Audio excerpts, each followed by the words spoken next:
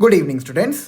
So, this is our lecture number 65 on the Code of Criminal Procedure 1973 and the भारतीय नागरिक सुरक्षा संहिता 2023.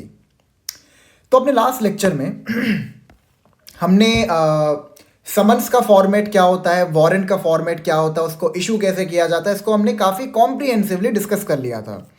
तो basically हमने चैप्टर 6 में सेक्शन 63 से लेके सेक्शन 83 तक, ठीक है, समझ लिया था कि समन्स का फॉर्मेट क्या होता है, वारंट का फॉर्मेट क्या होता है, इशू कैसे करते हैं, अगर जुरिस्डिक्शन के बाहर इशू करना है तो उसका प्रोसीजर क्या होता है, ये सब हमने काफ़ी हद तक कॉम्प्रिहेंसिवली समझ लिया था. ठीक है, अब आज हम लोग शुरू करने वाले हैं चार्ज के साथ. ठीक है, तो charge is basically going to be our मतलब सबसे बड़ा जो सीरीज बनने वाला है. ठीक है, बहुत सारे लेक्चर्स इस पे बनेंगे. I guess it would take around 5 to 10 lectures. ठीक है, चार्ज को कंप्लीट करने में काफ़ी बड़ा टॉपिक है. ठीक है, लेकिन जो सबसे मेजर और सबसे बड़ा टॉपिक है बीएनएसएस के अंदर ये आखिरी है. इसके बाद बाकी जो सेक्शंस आपके बचेंगे उस पर बस आपको एक डिक्टेशन ही देना इनफ रहेगा. क्लियर है आपको? तो हमने चैप्टर 6 में सेक्शन 63 से लेके 83 तक पढ़ लिया था. उसके बाकी जो सेक्शंस बचे हुए हैं उनको हम लोग बाद में कवर करेंगे. ठीक है, पहले आपको ये समन्स का फॉर्मेट क्या होता है, वारंट का फॉर्मेट क्या होता है, इसको समझना इंपॉर्टेंट था, तो वो मैंने आपको समझा दिया. ठीक है, तो आज हम लोग शुरू करेंगे चार्ज. ठीक है, चार्ज हम लोग शुरू करेंगे विच इज बेसिकली चैप्टर 18. तो हम लोग इसको सीरीज के साथ कंटिन्यू करेंगे. याद है ना आपको हर चीज, जब हम लोग ने कंप्लेन प्रोसीडिंग पढ़ा था चैप्टर 16 के अंदर. ठीक है, मैं इसको सही से लिख देता हूं. ठीक है, फिर हमने इश्यू ऑफ प्रोसेस पढ़ा था चैप्टर 17 के अंदर, if you remember it correctly. ठीक है, तो इश्यू ऑफ प्रोसेस के बाद अब आपका आता है चार्ज. ठीक है, चार्ज होता क्या है? जो सबसे पहला सवाल आपके सामने आता है वो ये है कि चार्ज होता क्या है. दूसरा सवाल ये है कि हम आखिर चार्ज की फ्रेमिंग की जर्नी तक पहुंचे कैसे हैं. तो आइए एक बार जर्नी जो है ना उसमें दोबारा जाते हैं, एक बार फिर से रिकैप करते हैं हर चीज जो हमने समझी है, ताकि हम लोग चार्ज फ्रेमिंग है ना उसकी जर्नी को समझ सकें. तो चार्ज फ्रेमिंग की जर्नी को समझने के लिए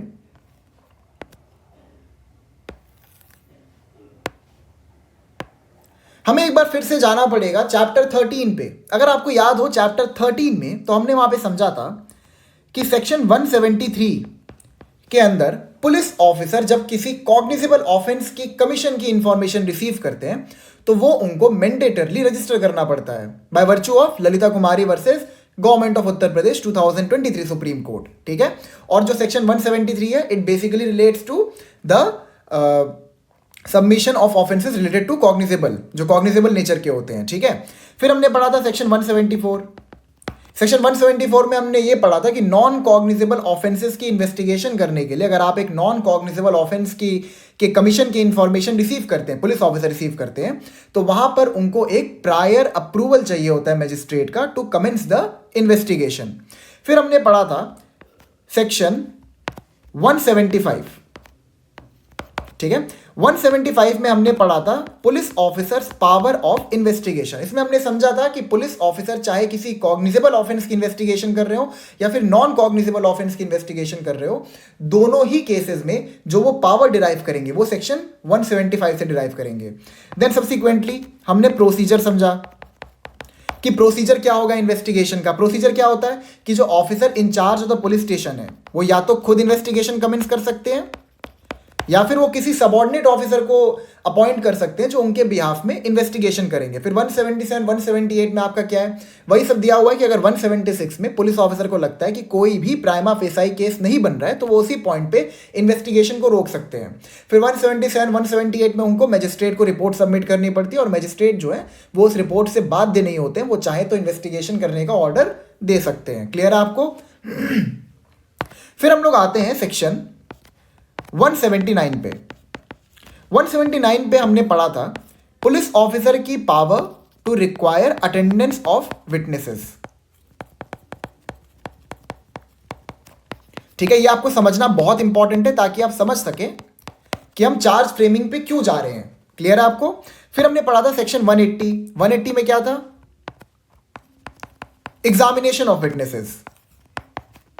ठीक है, कि 179 के अंदर जिन विटनेसेस को पुलिस ऑफिसर ने कॉल अपॉन किया है वो उनको एग्जामिन करते हैं, मतलब पूछताछ करते हैं उनसे, और जो भी रेलेवेंट इंफॉर्मेशन उनको लगती है उसको वो नोट डाउन कर देते हैं केस डायरी में। ये आपको क्लियर है? फिर हमने पढ़ा था सेक्शन 184, ठीक है, सेक्शन 184 में क्या था? रिकॉर्डिंग ऑफ कन्फेशन, ठीक है, जो मैजिस्ट्रेट जो है जो वो कन्फेशन रिकॉर्ड करते हैं उसके रिगार्डिंग सेक्शन 184 के बारे में बात की गई है। फिर सेक्शन 187 किस बारे में बात करता है? It talks about the 24 hour time period, कि अगर कोई इंसान को अरेस्ट किया गया है, ठीक है, अब सपोज यहां पर इस पॉइंट ऑफ टाइम पर अरेस्ट हो गया था by virtue of chapter 35, that is from section 35 to 62, ठीक है, अगर यहां पर उसको अरेस्ट कर लिया गया था तो पुलिस ऑफिसर मैक्सिमम बिना परमिशन के उसको डिटेन कितने टाइम तक कर सकते हैं? 24 घंटे के लिए। अगर उसके बाद उनको डिटेन करना है तो उनको एक्यूज्ड को प्रोड्यूस करना पड़ेगा before the magistrate,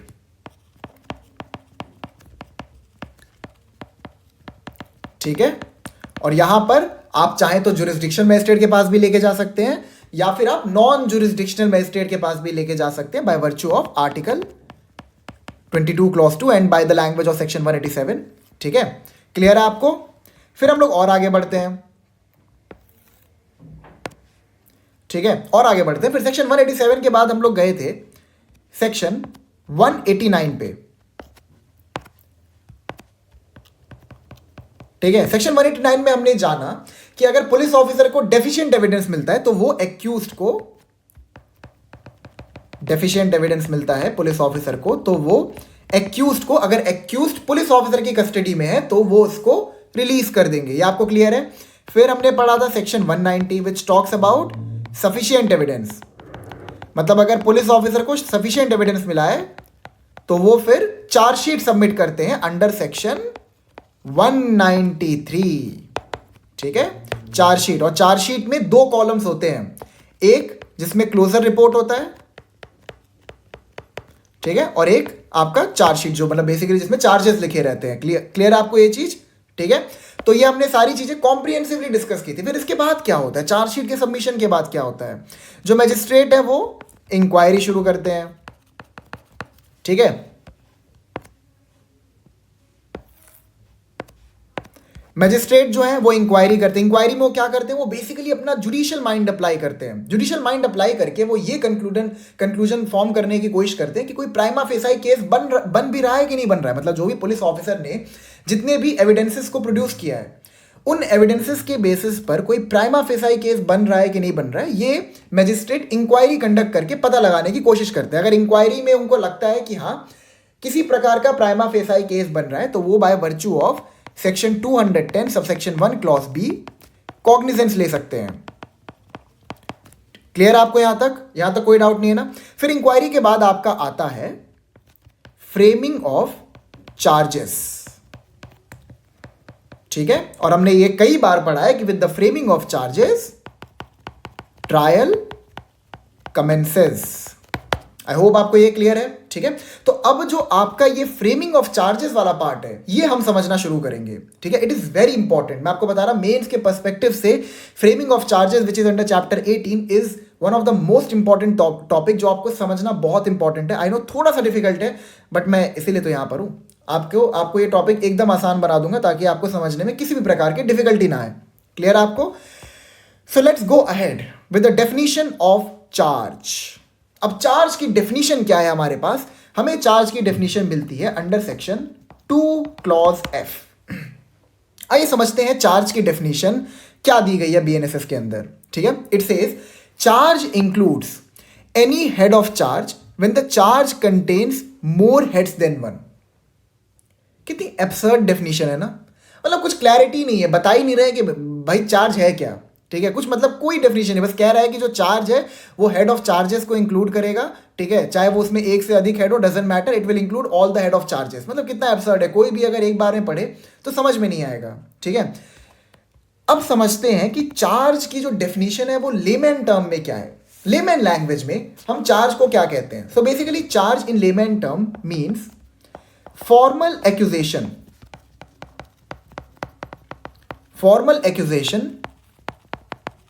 against the accused by the court slash magistrate. ठीक है, अब इसका मतलब क्या है इसको और समझते हैं। ठीक है, और अच्छे समझते हैं। फॉर्मल एक्यूजेशन का यहां पे मतलब क्या है? यहां पे ये मतलब है ना इसका कि जो मैजिस्ट्रेट है वो सेटिस्फाई हो गए हैं, वो सेटिस्फाई हो गए हैं कि जो एक्यूज्ड है उसने किसी प्रकार का ऑफेंस कमिट किया है।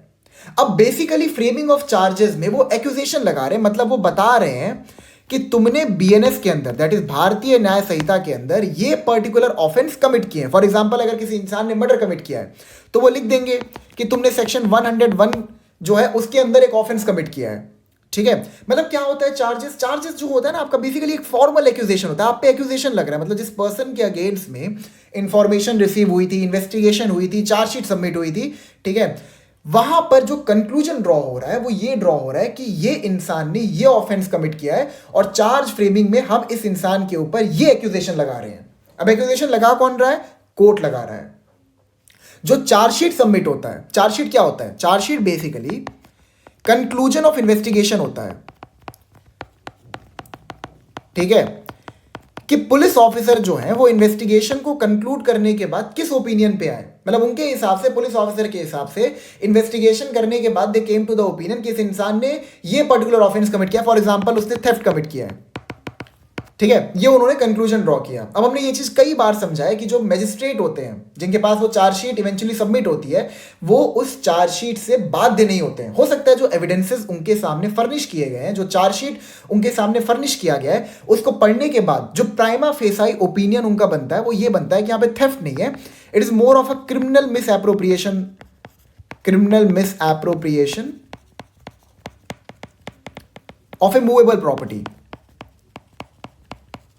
ठीक है, अब उन्होंने प्राइमा फेसाई ये ओपिनियन बनाया, ठीक है, कि जो चार्जशीट में जो चार्जेस लगे थे, जो एक्यूजेशंस लगे थे, वो उससे सेटिस्फाई नहीं हुए।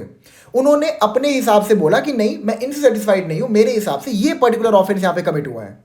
ठीक है, तो बेसिकली जो मैजिस्ट्रेट है वो ये पर्टिकुलर एक्यूजेशन लगा रहे हैं एक्यूज्ड के ऊपर कि तुमने ये ऑफेंस कमिट किया है। ठीक है, अब यहां पर जो आपका ये सेक्शन 2 क्लॉज एफ है, यहां पर जो आपका ये टर्म है, it basically means formal accusation on the accused by the court slash magistrate.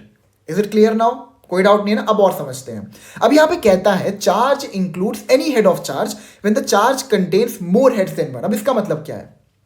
ठीक है, अब इसका मतलब क्या है ये समझते हैं। ठीक है, देखिए,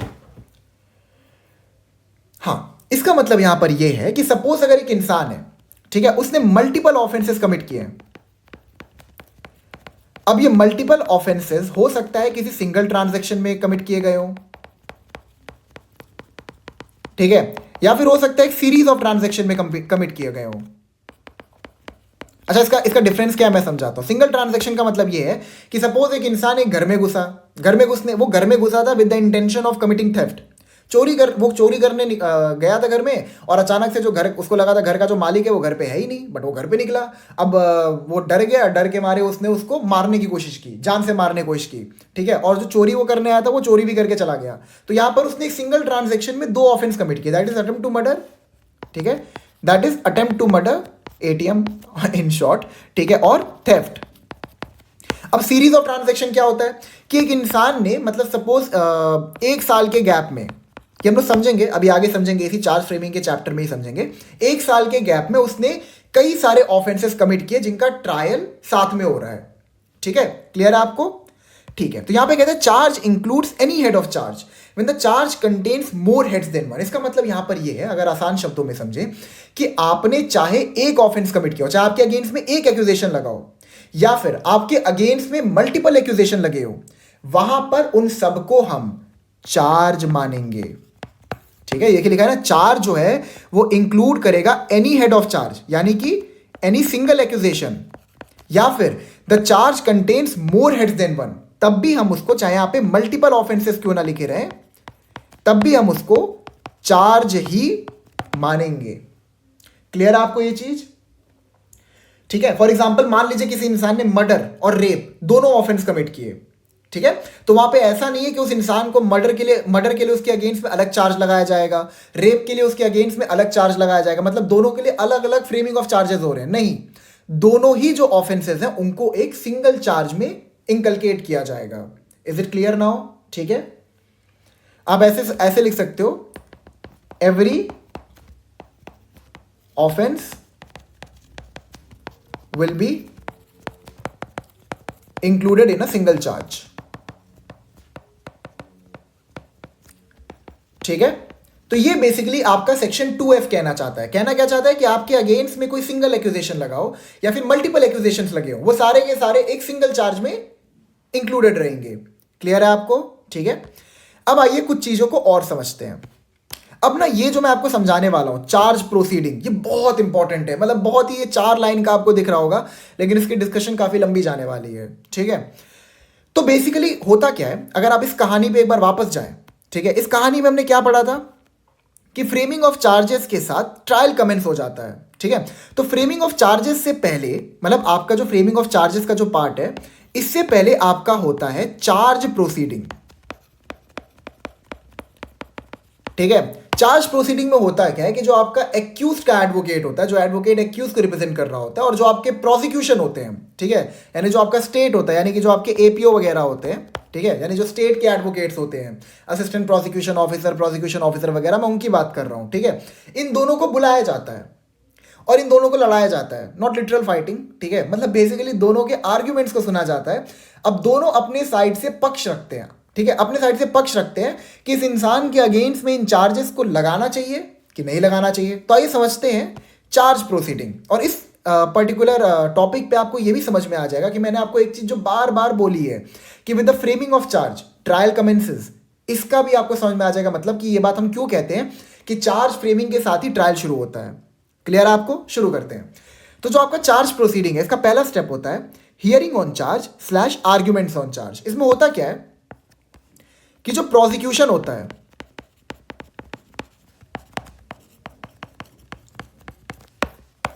उसको जो कोर्ट है वो समन करता है। ठीक है, अब आप ये ध्यान रखिएगा। ठीक है, अब सेक्शन 227 से हम लोग आगे निकल चुके हैं। सेक्शन 227 से हम लोग आगे निकल चुके हैं। अच्छा, एक चीज मैं आपको बताना भूल गया। ठीक है, एक बार एक चीज और समझिए। देखिए, सेक्शन 227 में क्या होता है, इशू ऑफ प्रोसेस। ठीक है, यहां पर जो मैजिस्ट्रेट है, by virtue of section 227 subsection 1 clause 1, अगर समन्स केस है तो वो वहां पर समन कैसे सर्व करेंगे, बाय वर्च्यू ऑफ क्लॉज 1। ठीक है, और जो आपका क्लॉज 2 है वो बताता है कि वारंट केसेस का ट्रायल कैसे होगा। ठीक है, जो आपका क्लॉज 1 है इट टॉक्स अबाउट कि समन्स केसेस में आप समन्स कैसे सर्व करोगे, उसका ट्रायल कैसे होगा। और जो आपका क्लॉज 2 है ये बताता है कि वारंट केसेस में आप वारंट कैसे इशू करोगे और वारंट का ट्रायल क्या होगा। अब समन्स केस क्या होता है, वारंट केस क्या होता है, मैं आपको समझा चुका हूं ना, फिर से बताता हूं एक बार आपको। Section 2Z defines warrant case as any offence जहां पर ऑफेंस की जो पनिशमेंट है, it is more than 2 years। ठीक है, अब आप लोग समझ लीजिएगा इसका मतलब क्या है। इसका मतलब ये है कि 2 साल से अधिक की अगर पनिशमेंट है किसी ऑफेंस के लिए, तो जो उसका ट्रायल होगा वो वारंट ट्रायल होगा। ठीक है, 2 साल से अधिक, inclusive of life imprisonment and death penalty, मैं लिख देता हूं। ठीक है, और जो आपका समन्स केस होता है, ये कौन से केसेस होते हैं, जहां पर जो पर्सन है जिसने जो ऑफेंस कमिट किया है उसकी जो प्रिस्क्राइब मैक्सिमम पनिशमेंट है it is less than 2 years। मैं बताता हूं आपको मैंने ये बात क्यों बताई है। ये चीज कहीं लिख लीजिए, दिमाग में बैठा लीजिए कि जो चार्जेस होते हैं, जो फ्रेमिंग ऑफ चार्ज होता है,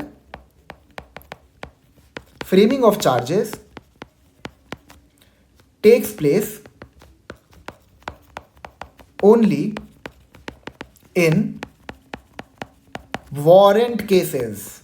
ठीक है, ये ध्यान रखिएगा कि जो फ्रेमिंग ऑफ चार्जेस का जो प्रोसीजर है ये सिर्फ वारंट केसेस में होता है। ठीक है, सिर्फ वारंट केसेस में होता है। अच्छा, तो फिर समन्स केसेस में क्या होता है,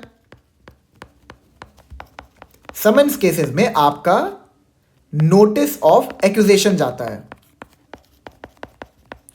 ठीक है, मैं फिर से आपको रिपीट कर रहा हूं ये चीज कि जो चार्ज फ्रेमिंग का प्रोसीजर है ये सिर्फ वारंट केसेस में ही होता है। जो समन्स केसेस होते हैं वहां पर नोटिस ऑफ एक्यूजेशन जाता है टू द एक्यूज्ड। क्लियर आपको ये चीज? ठीक है, ये मैं आपको बताना भूल गया था।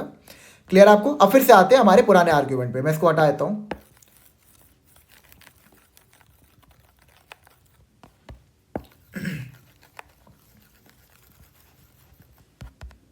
ठीक है। इसका मतलब ये है कि अब हम लोग सेक्शन 227 से आगे निकल चुके हैं, मतलब मजिस्ट्रेट ने प्रोसेस को इशू कर दिया है, मतलब उन्होंने बेसिकली समन सर्व कर दिया। अगर उन्होंने समन सर्व कर दिया इसका मतलब क्या है, इफ द मैजिस्ट्रेट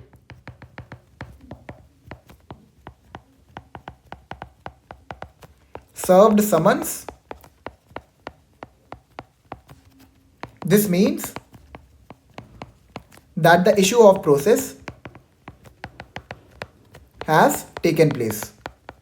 ठीक है, मतलब हम लोग सेक्शन 227 के अंदर अब घुस चुके हैं, अभी उसके आगे का प्रोसीजर है, सेक्शन 227 के आगे का प्रोसीजर है। ठीक है, तो चार्ज प्रोसीडिंग में पहले क्या होगा, hearing on charge slash arguments on charge. इसका मतलब क्या है कि जो आपका प्रोसिक्यूशन है और जो आपका एक्यूज्ड है, उन दोनों के एडवोकेट्स को बुलाया जाएगा कि वो अपने साइड्स को प्रेजेंट करें। अब वो यहाँ पे क्या प्रेजेंट करने की कोशिश करते हैं, एक्यूज का जो साइड है वो ये प्रूव करने की कोशिश करता है कि मेरे अगेंस्ट में जो चार्जेस लगे, these all are frivolous in nature. ठीक है, ये सारे के सारे चार्जेस फ्रिवलेस हैं, मतलब मेरे अगेंस्ट में लगने ही नहीं चाहिए थे। पुलिस ऑफिसर ने ऐसा कोई भी एविडेंस नहीं फर्निश किया है जिसके बेसिस पर मेरे अगेंस्ट में इन चार्जेस को लगाया जा सके।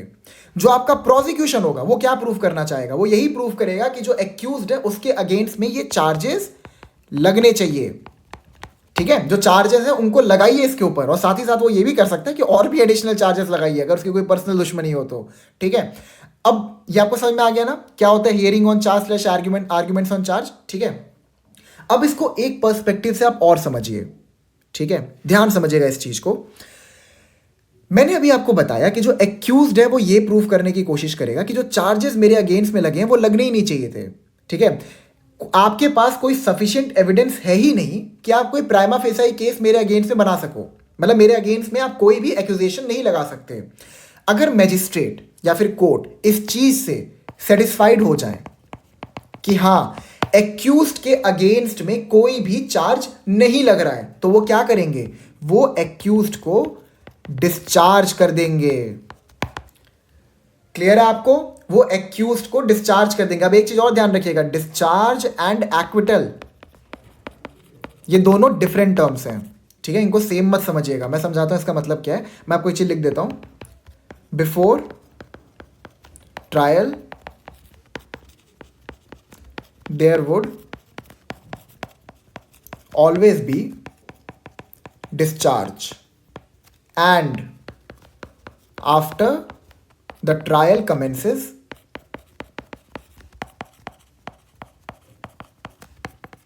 there may only be acquittal।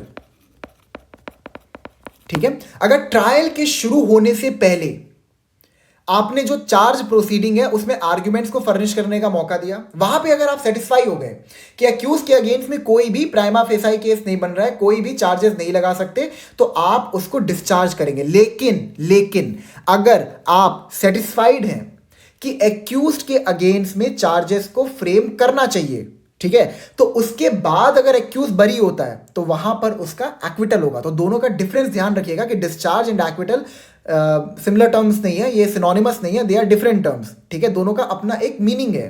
Clear है आपको। ठीक है, अब हम लोग आगे बढ़ते हैं।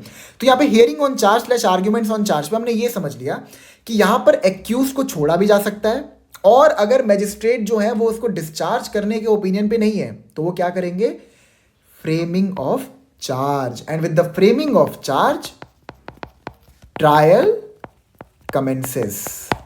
ठीक है, अब समझते हैं कि हम लोग ये क्यों कहते हैं कि फ्रेमिंग ऑफ चार्ज के साथ ट्रायल शुरू हो जाता है। ऐसा इसलिए होता है कि अगर आपने ये चीज मान लिया, अभी तक देखिए, अभी तक जो ये आपका ये आर्ग्यूमेंट का जो फेस चल रहा था, यहां पर क्या था, यहां पर कोर्ट को सेटिस्फाई करने की कोशिश की जा रही थी कि या तो एक्यूज के अगेंस्ट में चार्जेस को लगाया जाए या तो चार्जेस को नहीं लगाया जाए। ठीक है, अगर नहीं लगाया जाएगा तो उसको डिस्चार्ज कर दिया जाएगा। लेकिन अब यहां पर जो कोर्ट है वो सेटिस्फाई हो चुका है, कोर्ट जो है द कोर्ट इज सेटिस्फाइड कि एक्यूज के अगेंस्ट में चार्जेस लग रहे हैं, बिकॉज जो एविडेंसेस कोर्ट या फिर मैजिस्ट्रेट के सामने आए हैं उससे कोर्ट या फिर मैजिस्ट्रेट इस तरफ का ओपिनियन बना लिया है कि हाँ कहीं ना कहीं एक्यूज ने ऑफेंस तो शायद कमिट किया है। ही इज नॉट कन्विक्ट थोड़ी हो रहा है वो बंदा अभी। ठीक है, अभी खाली एक प्रिजम्पशन आ गया है मैजिस्ट्रेट के अंदर कि हाँ एक्यूज ने कोई ना कोई ऑफेंस कमिट किया है। ठीक है, तो इसीलिए अब क्योंकि उन्होंने ये ओपिनियन बना लिया है कि एक्यूज ने कोई ना कोई ऑफेंस कमिट किया है तो वो चार्जेस को फ्रेम करेंगे, and with the framing of charges trial commences. Because अगर अब मैजिस्ट्रेट ने प्राइमा फेसा ये ओपिनियन बना लिया है कि अक्यूज ने कोई ना कोई ऑफेंस कमिट किया है, तो इसका मतलब क्या है, ट्रायल तो होना ही है। अब तो ट्रायल होना ही है। क्लियर है आपको? अब तो ऐसा नहीं है कि आप बैक ऑफ कर सकते हो, अब आप बैक ऑफ नहीं कर सकते, अब तो ट्रायल शुरू होना ही है। इसीलिए हम कहते हैं कि with the framing of charges trial commences. मैं लिख देता हूं, with the framing of charges the trial commences because now the trial is inevitable। ठीक है, क्लियर है आपको? अब तो ट्रायल होना ही होना है। तो ये इसीलिए हम लोग ऐसा मानते हैं कि जब चार्जेस फ्रेम हो जाते हैं तो उसके साथ ही साथ ट्रायल भी कमेंस हो जाता है। लेकिन जो आपका ये पहला स्टेप होता है, ये ध्यान रखिएगा, जो इसमें पहला जो पहला प्रोसीजर है वहां पर ट्रायल कमेंस नहीं हो रहा है, क्योंकि यहां पर अभी एक्यूज्ड को डिस्चार्ज किया जा सकता है। अभी तक जो आर्ग्यूमेंट जहां पे फर्निश किए जा रहे हैं, यहां पर अभी तक आप इस ओपिनियन पे नहीं आए हैं कि कोई प्राइमा फेसाई केस बन रहा है कि नहीं बन रहा है। आपके ओपिनियन को चेंज किया जा सकता है।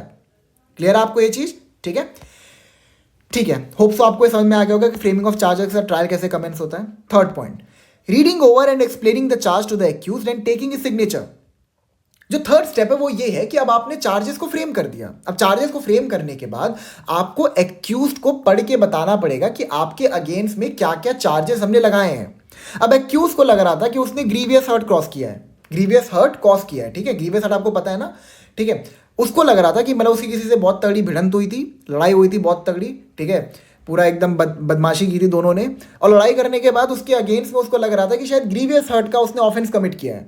अब जब आर्ग्यूमेंट्स वगैरह कंप्लीट हो गए तो मैजिस्ट्रेट ने ये ओपिनियन फॉर्म किया कि जो एक्यूज्ड है उसने अटेम्प्ट टू मर्डर किया है, एटीएम किया है आपका, ठीक है, ना कि ग्रीवियस हर्ट। तो यहां पर ये बहुत जरूरी है कि आप एक्यूज को ये बताएं कि उसके अगेंस्ट में कौन से चार्जेस लगाए गए हैं। क्यों? In the interest of principle, in the interest of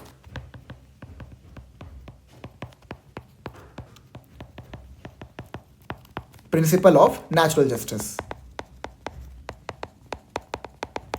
ठीक है, अब भाई एक्यूज को अगर पता ही नहीं होगा कि उसने कौन सा ऑफेंस कमिट किया है तो वो अपना डिफेंस कैसे प्रिपेयर करेगा? बताइए। अगर उसको लगता है कि मैंने ग्रीवियस हर्ट कॉज किया था, ठीक है, अब ग्रीवियस हर्ट का वो डिफेंस तैयार कर रहा है, एविडेंसेस कलेक्ट कर रहा है कि वो मतलब बेचारा एक्विट हो सके, लेकिन अब कोर्ट ने ये ओपिनियन फॉर्म करके रखा है कि बंदे ने अटेम्प्ट टू मर्डर किया है, तो ऑब्वियस सी बात है ना, अटेम्प्ट टू मर्डर के लिए उसको अलग ऑफेंसेस, अलग एविडेंसेस फर्निश करने पड़ेंगे। ठीक है, compare to grievous hurt. Clear आपको ये चीज? इसीलिए इट इज वेरी इंपॉर्टेंट कि जो मैजिस्ट्रेट है जब वो चार्जेस को फ्रेम कर लें तो उसके बाद वो एक्यूज को पढ़ के बताएं कि तुम्हारे अगेंस्ट में ये चार्जेस को फ्रेम किया गया, एंड देन आफ्टर दैट उसका सिग्नेचर लिया जाता है एक्यूज का। थर्ड स्टेप क्लियर है? इसमें ज्यादा कुछ नहीं था। अब आते हैं प्ली ऑफ गिल्ट पे। अब प्ली ऑफ गिल्ट क्या होता है? अब देखिए, आर्ग्यूमेंट्स हो गया, चार्जेस को फ्रेम कर दिया गया, जो चार्जेस है वो एक्यूज को बता भी दिए गए। अब एक्यूज को हम एक मौका देंगे कि तुम एक्सेप्ट कर लो कि तुमने एक ऑफेंस कमिट किया है। ठीक है, मैं थोड़ा ये हटा दे रहा हूं।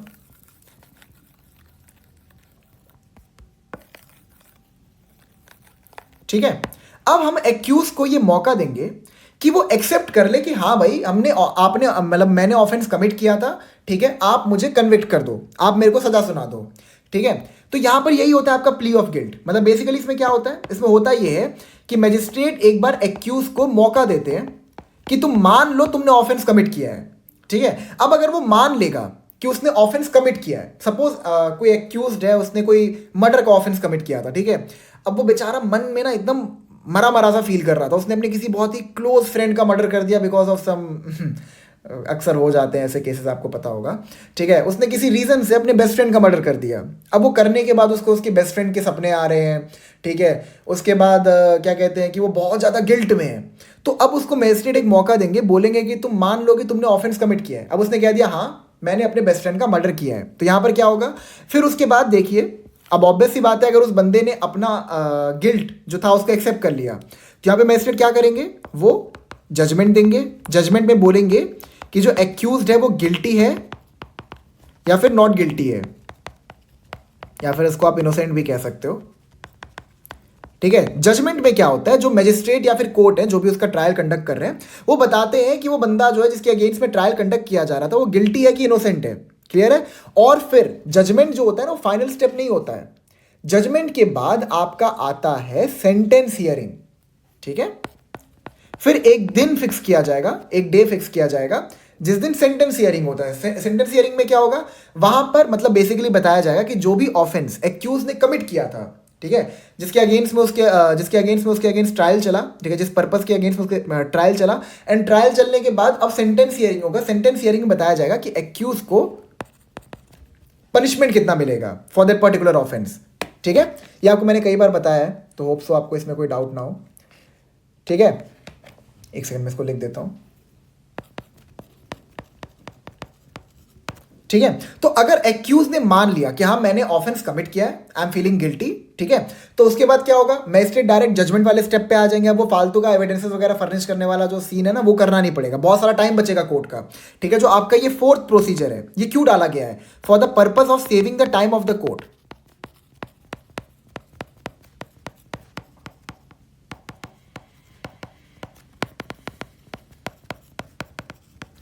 ठीक है, ताकि कोर्ट का जो बहुत ही कीमती समय है उसको बचाया जा सके। अब एक्यूज अगर तुरंत मान ले कि हाँ मैंने ऑफेंस कमिट किया है, तो ऑब्वियस सी बात है, उसको तुरंत लाइक आप जजमेंट दो, जजमेंट देके उसकी सेंटेंस हियरिंग करो और उसको कस्टडी में भेज दो, जुडिशियल कस्टडी में भेज दो, यानी जेल में डाल दो उसको। क्लियर आपको ये चीज, ठीक है? अब प्ली ऑफ गिल्ट, जितना आपने सुना, सुनने के बाद लग रहा होगा अच्छा हाँ ठीक है यही है, देखो ऐसा नहीं है यार, थोड़ा और ध्यान से इस चीज को समझो। अब हो सकता है कि कोई डकैत का गैंग हो, ठीक है?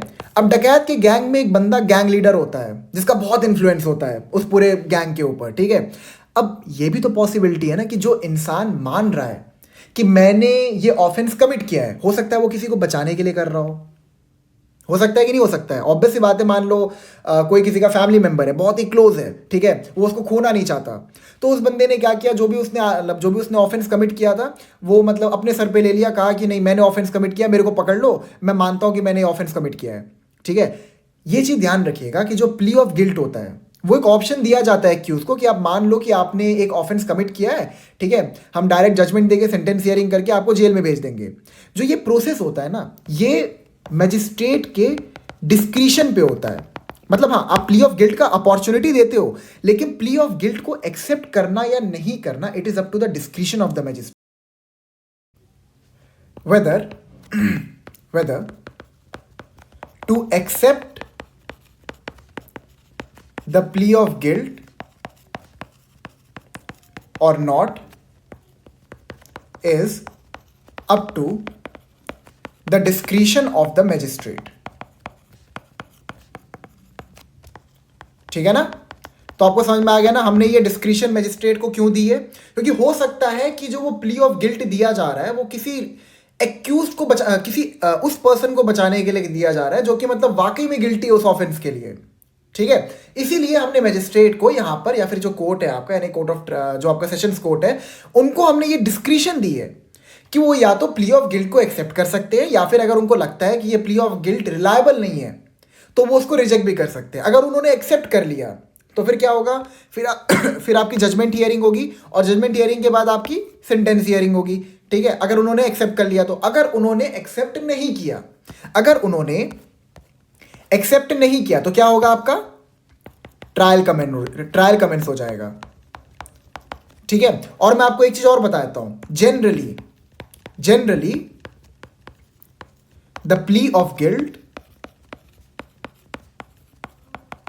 is not accepted by the magistrate/court, ठीक है? अब ये क्यों नहीं किया जाता है? Because the guilt of the accused should be proved beyond reasonable doubt, ठीक है? मतलब मैंने आपको क्या बताया कि अगर प्ली ऑफ गिल्ट एक्सेप्ट हो जाता है, ठीक है, तो वहां पर फिर जजमेंट हियरिंग होगी और सेंटेंस हियरिंग होगी, ठीक है, और जो बंदा है उसको कन्विक्ट करके जेल में डाल दिया जाएगा। अगर मैजिस्ट्रेट प्ली ऑफ गिल्ट को एक्सेप्ट नहीं करते फॉर एनी रीजन, तो वहां पर क्या होगा, वहां पर फिर ट्रायल कमेंट किया जाएगा, ट्रायल को शुरू किया जाएगा। अब ट्रायल को आप क्यों शुरू कर रहे हो? क्योंकि जो एक्यूज्ड का गिल्ट है, ठीक है, उसको बियॉन्ड रीजनेबल डाउट आपको प्रूव करना पड़ेगा कि उसने वो पर्टिकुलर ऑफेंस कमिट किया, because it is a matter of someone's personal liberty which is a fundamental right, जिसको आप अनरीजनेबली अननेसेसरली कर्टेल नहीं कर सकते। ठीक है, तो ये प्रिंसिपल ध्यान में रखिएगा कि जनरली होता क्या है कि प्ली ऑफ गिल्ट को एक्सेप्ट नहीं किया जाता है, क्योंकि वो प्ली ऑफ गिल्ट हो सकता है किसी को बचाने के लिए दिया जा रहा हो। फॉर एग्जाम्पल अगर आप चाहें तो कुछ रेलिवेंट प्रोविजंस को रेफर कर सकते हैं, जैसे कि आपका सेक्शन 252 हो गया। ठीक है, सेक्शन 252 जो है ना, it talks about conviction on plea of guilty.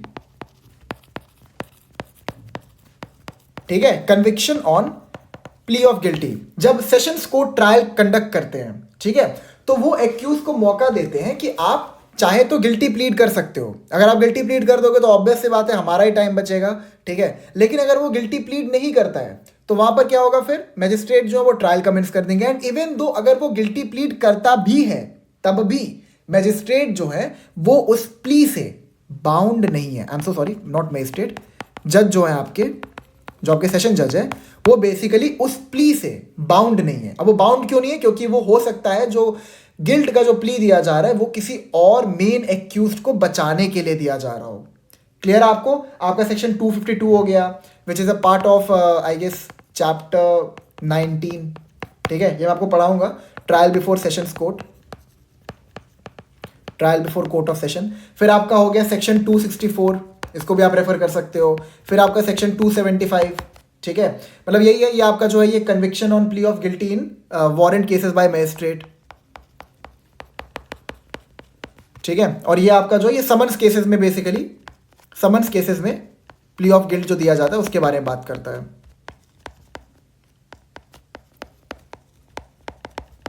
ठीक है, क्लियर आपको ये चीज? तो इन सेक्शंस को आप रेफर कर सकते हो। यहां पे आप लोग देखेंगे the term may has been used, मतलब जो प्ली ऑफ गिल्ट है उसको जो कोर्ट या फिर मैजिस्ट्रेट है वो रिजेक्ट भी कर सकते हैं और एक्सेप्ट भी कर सकते हैं। एंड जो रीजन है इसका वो मैं आपको समझा चुका हूं। ठीक है, तो ये आपको क्लियर हो गया ना, चार्ज प्रोसीडिंग में जो चारों स्टेप्स हैं, होप सो आपको क्लियर हो गया हो। It is very important, please इन चारों स्टेप्स को ध्यान में रखिएगा। ठीक है, अच्छा एक केस लॉ आप लोग लिख लीजिएगा, रीसेंट केस लॉ है, मेरे को यहाँ पे समझा देता हूँ।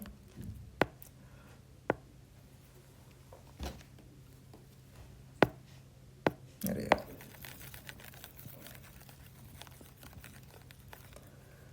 ये आपका केस लॉ है Chekutty versus state of Kerala.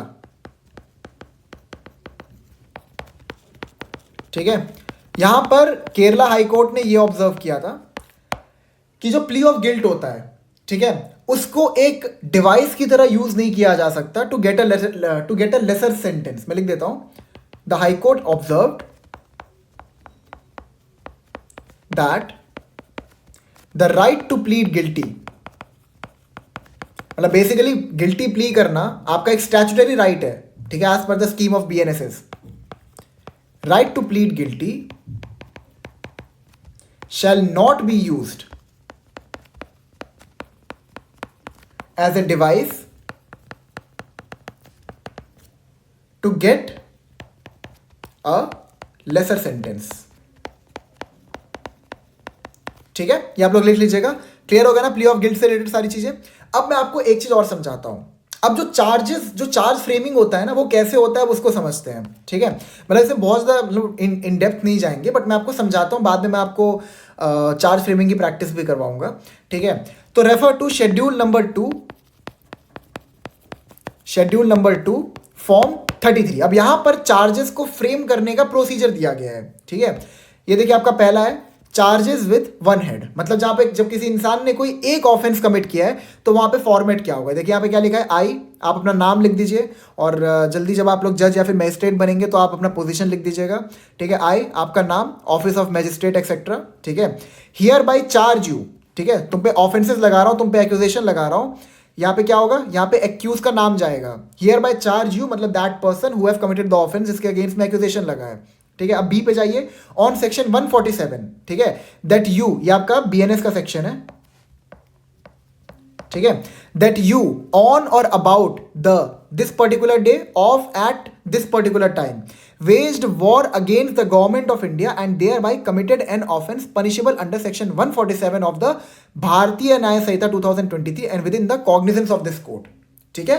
C and I hereby direct that you be tried by this court on the set charge. और यहां पर आपको अपना सिग्नेचर देना पड़ेगा जब आप जज बन जाएंगे, जब आप मजिस्ट्रेट बन जाएंगे, ठीक है। और जब आप किसी क्रिमिनल ऑफेंस का ट्रायल कंडक्ट करेंगे तो यही प्रोसीजर है आपका चार्ज फ्रेमिंग का।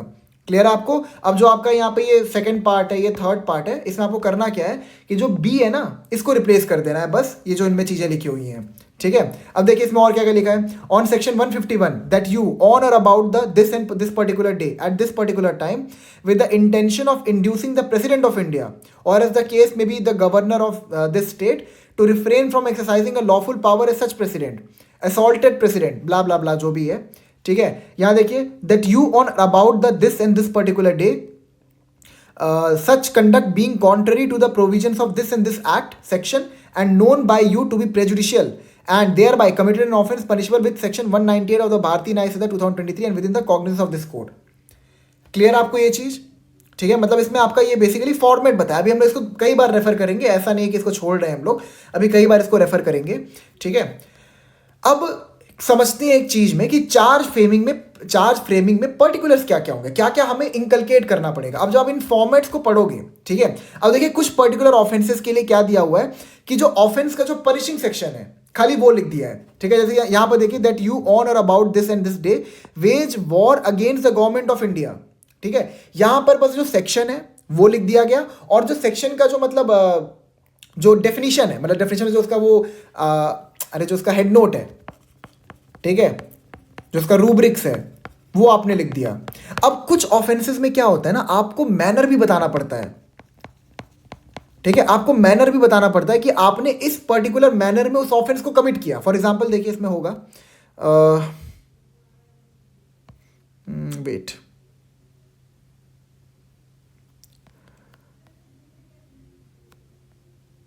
हाँ देखिए that you on or about this day at this place abetted the commission of suicide by AB, a person in state of intoxication। आपने देखिए पूरा मैनर बताया, आपने बताया है कि वो इंसान जो है he is in the state of intoxication और उसके बाद आपने उसको अबेट किया, ठीक है। ऊपर आप देखेंगे तो यहाँ पे मैनर नहीं बताया कि आपने किस तरीके से गवर्नमेंट के अगेंस्ट वॉर को इंड्यूस किया है, ठीक है। तो ये भी समझिए कुछ ऑफेंसेस के आपको मैनर भी बताने पड़ते हैं। तो यहाँ पे जो ये बेसिकली है ना, ये आपको बताता है कि चार्ज फ्रेमिंग में आपको क्या क्या चीजें इंक्लूड करनी है। तो यहाँ पे क्या क्या इंक्लूड करना है, नेम ऑफ ऑफेंस, ठीक है, जो ऑफेंस का नाम है वो आपको डालना पड़ेगा। If no name is prescribed then some portion of the section, अगर जो पर्टिकुलर ऑफेंस है अगर उसका पूरा नाम नहीं दिया है, अगर उसका नाम नहीं दिया है, ठीक है, तो आप खाली कुछ जो उसका पर्टिकुलर पोर्शन है उसको डाल देंगे। अब इसका मतलब क्या मैं समझाता हूं, ठीक है। फॉर एग्जाम्पल आपको पता है कि क्रिमिनल मिस एप्रोप्रिएशन एक ऑफेंस है, ठीक है, criminal miss appropriation of movable property मान लीजिए, इट इज एन ऑफेंस, ठीक है। अब सपोज किसी इंसान ने क्रिमिनल मिस एप्रोप्रिएशन किया है ऑफ ए डेड बॉडी, ठीक है। अब डेड बॉडी का क्रिमिनल मिस एप्रोप्रिएशन करना भी तो एक ऑफेंस है कि नहीं। लेकिन क्या आपको कोई भी ऐसा सेक्शन मिलेगा जहां पे लिखा हुआ है उसके रूब्रिक्स में, उसके हेड नोट में कि it is this particular section deals with the offence of criminal miss appropriation of dead body? नहीं ना। तो ये क्या बोल रहा है, नेम ऑफ ऑफेंस, आप ऑफेंस का नाम लिखिए और अगर नाम नहीं दिया हुआ है तो उसका कुछ पोर्शन लिख दीजिए, इससे पता चल जाए कि हाँ आपने ये पर्टिकुलर ऑफेंस कमिट किया है। क्लियर है? सेकंड पे आते हैं, the section number in the relevant law, basically the punishing section. अब ये बहुत ध्यान समझिएगा, मेरे को चलिए मैं इसे समझाता हूं। अब सपोज किसी इंसान ने मर्डर का ऑफेंस कमिट किया है, तो अगर आप उसके अगेंस्ट में चार्जेस लगा रहे हो तो आप डेफिनेशन का जो सेक्शन है ना वो नहीं लिखोगे, ठीक है। आपको पनिशमेंट वाला सेक्शन लिखना है। ये मैं आपको बीएनएस के प्रोविजन बता रहा हूं, ठीक है। जो सेक्शन जो है ना, जो पनिशमेंट प्रिस्क्राइब करता है, आपको वो सेक्शन लिखना है, like when you are imposing charges on a person. Clear है आपको? फिर उसके बाद आपको लॉ लिखना है कि किस लॉ के अंदर वो पर्टिकुलर ऑफेंस फॉल करता है, आईपीसी में करता है, बीएनएस में करता है, पोक्सो में करता है, ब्ला ब्ला ब्ला जो भी है, ठीक है। डिटेल्स ऑफ द विक्टिम और थिंग, अगर ऐसा कोई पर्टिकुलर ऑफेंस है जहां पर आपको डिटेल देने की जरूरत है तो आपको डिटेल देना पड़ेगा, ठीक है। मतलब फॉर एग्जाम्पल एक इंसान ने अगर थेफ्ट किया है, ठीक है, तो आपको बताना पड़ेगा उस इंसान ने किस चीज की चोरी की है। अब वो बंदा एक हैबिचुअल ऑफेंडर है, हैबिचुअली चोरी करता है, अब उसने बहुत जगह चोरी की हुई है। अब अगर आप उसको बताओगे नहीं कि तुमने किस सामान की चोरी की है जिसके लिए हम तुम्हारे अगेंस्ट में ट्रायल को कंडक्ट कर रहे हैं, तो वो तो सोचेगा ना कि मैंने तो ये बहुत सारे सामान चोरी किए थे, तो मेरे को तो उस सामान के लिए अपने क्या कहते हैं डिफेंस को तैयार करना पड़ेगा ना, जिसके लिए मेरे अगेंस्ट में एक्यूजेशन लगा है। ठीक है। Fifth, time, place and date when the offence was committed. आपको समय बताना पड़ेगा, वो जगह बतानी पड़ेगी जहां पे ऑफेंस कमिट हुआ है, और वो डेट भी बताना पड़ेगा जब उस ऑफेंस को कमिट किया गया है। क्लियर है आपको? Sixth, in some cases the manner of committing the offence is also stated but this part is discretionary. ठीक है। कुछ जगह पर आपको बताना पड़ता है कि आपने क्या किया जिस वजह से हम ये मान रहे हैं कि आपने वो पर्टिकुलर ऑफेंस कमिट किया है। ठीक है। फॉर एग्जाम्पल मैं आपको एक एग्जाम्पल देता हूं। मान लीजिए कोई लॉफुल अथॉरिटी है, कोई पुलिस ऑफिसर ही है। ठीक है। कोई लॉफुल अथॉरिटी है, मान लीजिए आपके कोई पुलिस ऑफिसर ही है, वो किसी को अरेस्ट करना चाहते थे। आप मस्त अपने ईयरफोन्स या हेडफोन्स लगा के, ठीक है, वॉक पे निकले, और वॉक पे निकलने की वजह से आपने पुलिस वालों की गाड़ी को रोक दिया। ठीक है। और आप रोड क्रॉस कर रहे थे, आपने तो देखा नहीं, पुलिस वाले एकदम मतलब किसी का पीछा कर रहे थे पकड़ने के लिए। आप रोड को क्रॉस कर रहे थे अपना मस्त गाना सुनते हुए, और पुलिस ऑफिसर को अपनी गाड़ी रोकनी पड़ी आपकी वजह से, जिसकी वजह से जो बंदा था वो भाग गया, जिसको पुलिस ऑफिसर को अरेस्ट करना था। ठीक है। तो बेसिकली आपने अब ये ऑफेंस कमिट किया, ये आपको पता नहीं है। ठीक है। तो ये मैजिस्ट्रेट को बताना पड़ेगा कि आपने ऑफेंस को किस मैनर में कमिट किया है। ठीक है। लेकिन दिस पार्ट इज डिस्क्रिशनरी, मतलब if it is needed then only after that जिस मैनर में ऑफेंस को कमिट किया गया है वो बताना पड़ेगा। क्लियर आपको ये चीज? ठीक है। अच्छा, ये आपका फॉर्म नंबर 33 में ये आपका चार्जेस विथ वन हेड हो गया, और फिर आप अगर सेकेंड पार्ट में जाओगे तो विल फाइंड चार्जेस विथ 2 और मोर हेड्स। ठीक है। तो ये भी हम लोग करेंगे, काफ़ी डिटेल में करेंगे। ठीक है। अब आइए एक सेक्शन कंप्लीट कर लेते हैं हम लोग, इसको नेक्स्ट लेक्चर में करते हैं। ठीक है। सेक्शन 234 से हम लोग शुरू करते हैं। ये खाली एक इंट्रोडक्शन पार्ट था, होप सो आपको मैक्सिमम चीज़ें मैं समझाने में सफल रहा हूँ। ठीक है, then I will meet you in the next lecture. Thank you so much.